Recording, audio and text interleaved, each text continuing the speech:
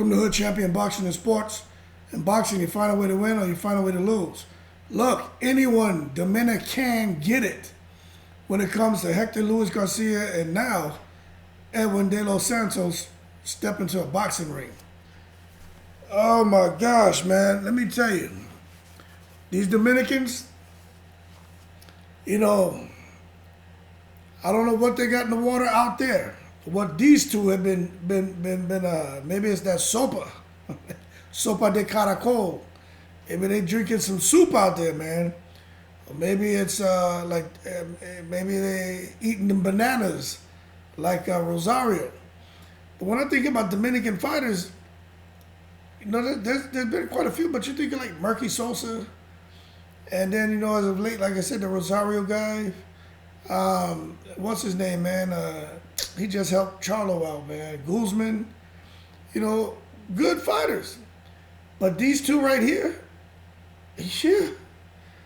Luis Garcia, man, both of them were, for the most part, Garcia and De Los Santos both, they gone from being basically unknown fighters, unproven fighters, to being, on the map. Hell, what's his name? Garcia is a world champion.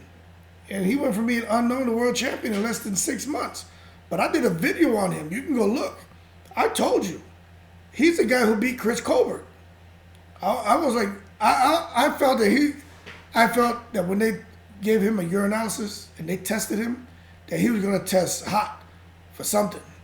Because when you can fight like that, I'm talking about maintain that intensity round after round after round and get stronger and stronger as each round goes by. I feel like there was a Panama Lewis in the corner with the black buckle. I felt like this was, what's that guy, Billy Collins and the Puerto Rican dude, man. I felt there was something fishy going on to beat the way he beat Chris Colbert down. And then look at what he did a couple weeks ago, man. He patiently but effectively dominated Roger Gutierrez. And that's where he won the WBA super featherweight title by unanimous decision. But this is crazy, man. Just that southpaw stance, throwing those left hands and right hooks. Luis Garcia is a monster. A monster, man. He just, shut this guy down. So we're going to see just how far he can take it. But I'm telling you, y'all need to put, if he wasn't, after the Chris Colbert fight, Luis Garcia should have been on your radar. But you see what's going on with this other guy? De Los Santos, another Dominican fighter. What he did to, what's the kid's name, Valenzuela last night? Amazing counter-punching ability, amazing power, amazing stamina. Again, every round getting stronger and stronger. Only went 3 rounds. But every time he touched that guy, I was like, yo, him, De Los Santos, and Garcia, they're problems. These guys are problems for almost everyone they get in that ring with. Now, when it comes to a Tank Davis, when it comes to a Haney, when it comes to a Shakur Stevenson, those guys can box. You're not just going to get in there. They're not Chris Colbert. They're not Valenzuela. These guys aren't just going to come in there and shut them down. It's like Pitbull Cruz looked phenomenal last night. Him and Tank is a different kind of fight. Pitbull Cruz is not going to beat Tank because Tank can fight and he can box, and he's not going to get hit with all that wild shit. But these two guys, as long as they're not fighting a no-kidding, true boxer who can move the whole fight, who can jab, counter, 1-2, get out, and they have their legs, these guys are going to have a tough time. Because with Chris Colbert, with Valenzuela, they were standing there too much trying to prove a point. You see, a guy like Devin Haney is disciplined. A guy like Tank Davis is disciplined. Shakur Stevenson is disciplined. And these are the guys these fellas are calling out. But I don't think they want that problem. I'm not saying that won't be an intriguing matchup. What I'm telling you is, you have the elite, then you have like A-rated fighters, B level, C. These guys are probably bubbling between the B and A level rated. That's how good they are. I would say they're probably at the A level rated right now. That's how good they are. These Dominican fighters are no joke, man. But I don't think they can really mess with the elite yet because those elite guys have their legs. They still have their legs, and they're going to use their legs to get out of range and to get their shots off and can frustrate them.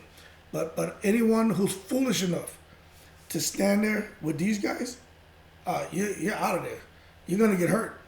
And I just wanted to do a short video to put these guys on your radar because it was just absolutely amazing, man. And just looking at how even with De Los Santos, he got touched a little bit, but he still looked like the fresher fighter coming out after the breaks. You know, round after round, only went 3. He looked like the fresher fighter. And every time he touched Valenzuela fell apart, man. You know, he was unraveling. And although he was getting back to his feet, he was just getting hurt. And the thing with De Los Santos, he knew that Valenzuela was being hyped up. He was a rated fighter, and he knew that this was his opportunity. And I think the thing that hurt Valenzuela is De Los Santos was a last-minute replacement. This is kind of like what happened with AJ and Ruiz. Why in the hell would you bring his matchmakers didn't do him any justice? Why would you bring a killer in the ring last minute for your guy, and your guy doesn't have enough time to prepare for him? Crazy. Both these guys can dish it out, but they can take it and then dish it out again. And when they hit people, people just can't. They stop coming forward.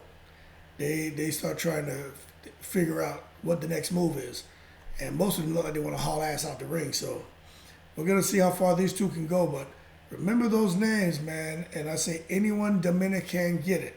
Hector Garcia and Edwin De Los Santos, man. Killers.